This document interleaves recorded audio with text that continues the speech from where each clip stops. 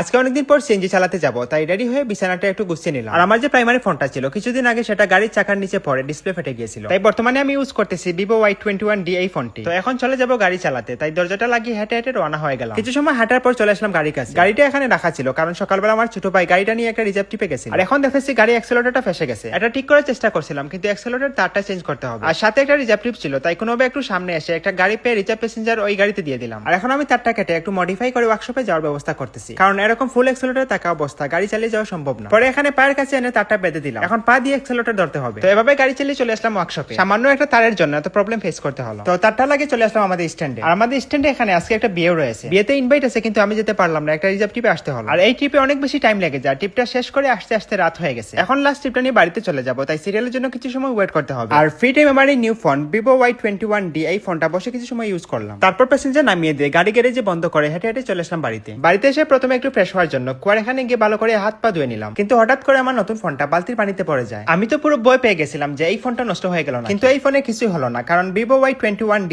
এই ফোনটিতে থাকছে ওয়াটারপ্রুফ রেসিস্ট্যান্ট ফিচার, যার কারণে ফোনটির ভিতরে পানি যায়নি, একদম পারফেক্টলি কাজ করতেছে। তারপর ফ্রেশ হয়ে রুমে চলে আসলাম, আর এখনো দেখতেছি এই ফোনটিতে 51% চার্জ রয়েছে। গাড়ি চালাতে গেলে অনেক ব্যস্ততার কারণে ফোনে চার্জ দেওয়া যায় না, কিন্তু এই ফোনে রয়েছে 6500 mAh ব্যাটারি, যার কারণে কোনো চিন্তা ছাড়া অনায়াসে সারাদিন পার হয়ে গেল।